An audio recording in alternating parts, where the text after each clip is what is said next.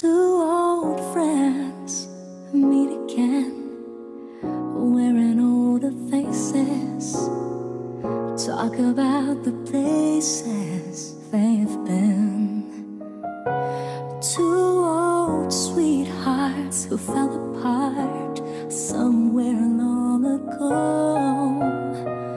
How are they to know someday they'd meet again and have a need for more than reminiscence? Kawangis ng madilim na kalangitan ang nadarama ng magiting na mandirigmang nanimimdim sa takbo ng kapalarang sinapit na nakatalungko sa isang sulok na makipot at karimari-mari na piitan. Timojin, ibusan mo na riyan. Kailangan nating magmadali. Bakit, Ama? Malaga ang ating lalakbayin. Kailangan huwag tayong magpapatay-patayan. Malaga ang ating sadya. Bulan ako si Ama. Kanina ka pa nagmamadali sinasabing mahalaga ang ating sadya sa ating pupuntahan. Ano ba yun? Ikay siya ng tawang gulang na. Sa edad mong yan, Timojin, ay dapat ka nang pumili ng iyong mapapangasawa. Ano? Itay, ako'y masyado pang bata para sa mga bagay na yan. Ang kasal ay para sa mga matatanda lamang. Ba't ang bata nito? Hindi naman ibig sabihin pag nakapili ka ng mabayang iyong mapapangasawa ay magsasama na kayo. Isang simpleng pamimili lamang ang gagawin mo at pangakong siya iyong pagkakasalan. Doon po ba yun? Oo anak, tayo'y napabibilang sa tribong Buljigin. At ikaw ay pipili ng babaeng iyong mapapangasawa sa tribong Mirit. Bakit sa tribong Mirit siya kailangan magmula? Hindi naman yun ang ating tribo. Kaya ang ating atraso sa tribo. Kaya sa ganitong paraan ako makababawi sa kanila.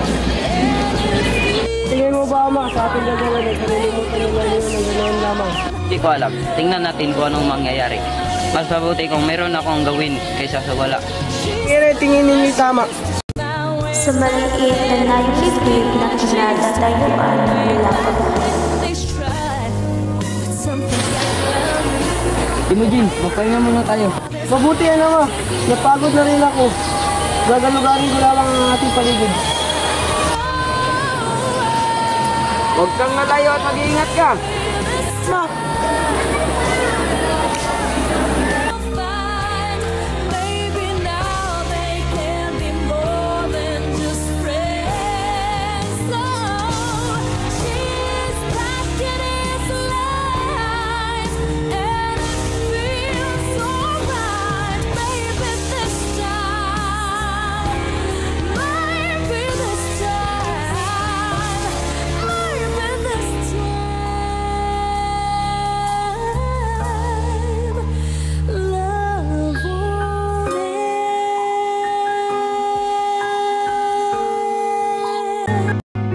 Mapadpad si Timojin sa isang bangka kung saan nakatira ang dalaginding na si Forte.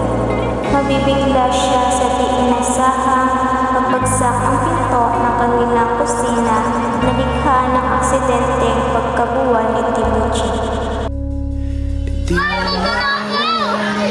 Sumigaw, walang gagawin masama. Sa pagtatatik ng bibig mo kung makakalimutan ka na mag-ingay. Magtiwala ka sa akin, hindi ako masama. Bakit naman kita paniniwalaan? Hindi naman kita kilala. Kahit di mo ako kilala, kaya kung patunayan siya na ako'y mabuti. Paano mo patunayan sinabi mo? Sige nga. Basta ba di mo ako pagtatanong, sabihin ko siyang patunay. Tignan natin. Ito tayo. Hinihitin mo yan. Sabi mo mag-ako totoo. Ikaw lang pala. Handa ka na ba? Kanina pa. Ang bagal mo na to. Nais ko sana itong babae ng tawa ko. Sira ulo ka ba? Siniloko mo ko no? Kabata-bata pa natin. Seryoso ako. Ano, payag ka? Ganun-ganun lamang ba yun? Alam kong mahirap akong paniwalag, pero hayaan mo ipaliwanag ko sa iyo. Ako si Tay, kami pupunta sa tribo ng mga ngayon upang pumili ng aking mapawang asawa. Ngunit, ikaw ang ibig ko, ikaw ang napili ko. Ano bang meron sa akin? Bakit ako yung napili mo? Di ko rin alam. Ang tanging alam ko lamang ay ito ay binigyan ng pagkakataon sa akin. Ikaw ang aking nakita. Kaya naman, pagbigyan mo na ako. Hindi naman ibig sabihin na pumayag tayo, papakasal na tayo. Nalaman ko ano dapat ko sabihin sa'yo.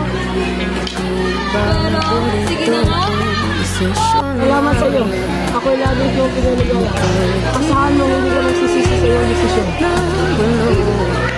Ano na yun? Tuloy pa rin ang buhay natin. Pero darating ang panahon na tayo mamumuhay sa isang bubong. At magkatuwang na araw ay ating mga bubukyan na. Matagal pa yun. Pangako, babalikan kita. Halika, punta tayo kama. Babalik pa rin sa yakap mo hanggang sa huli, palagi pipiliin kong maging sa'yo. Ulit-ulitin man, nais kong malaman mo, iyo ako.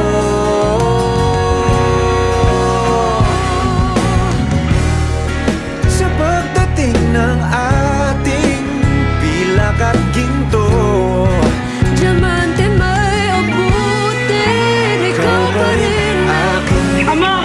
natatangi kong dalangin kung sa huli. Ano? Sino siya?